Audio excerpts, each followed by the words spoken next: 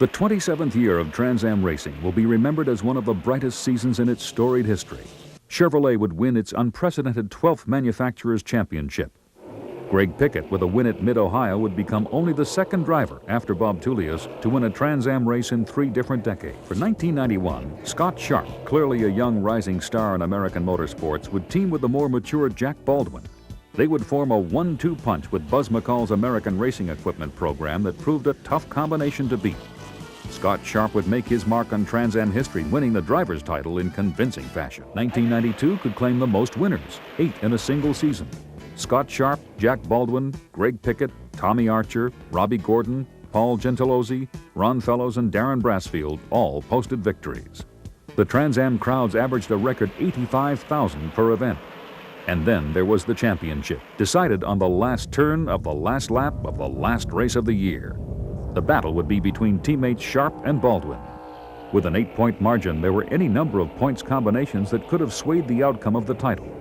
On the last lap of the race, Sharp ran second behind Brassfield, with Baldwin third. To win the championship, Sharp would have to take the win. When I rode to the track that morning, I got in the car and was going to the racetrack. I said, well, when I leave the track today, I'll either be the champion or I won't. So a lot was at stake, and the whole year boiled down to one race. And the race was against my teammate Scott Sharp. And Scott being the defending champion, and I had a very slight point lead going into the race. It was going to require a lot. Scott was doing all the right things leading up to the race. He'd set the fast lap. He put it on the pole. He had demonstrated that he wasn't going to give up easy, and he was doing all the things. And I was really proud of him for the position he was taking. I didn't expect it to be easy, and it certainly wasn't, but it was a race. They say it was the most competitive race in the 25-year history of Trans Am. It was a 6-7 car train, bumper-to-bumper train the entire race.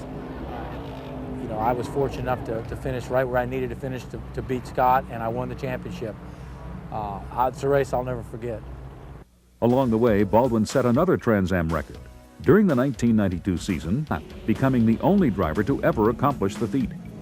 The final tally for the record was Baldwin 279, Sharp 275, the closest margin for a championship since 1970, when Jones edged Donahue by a single point in the then non-existent driver's title.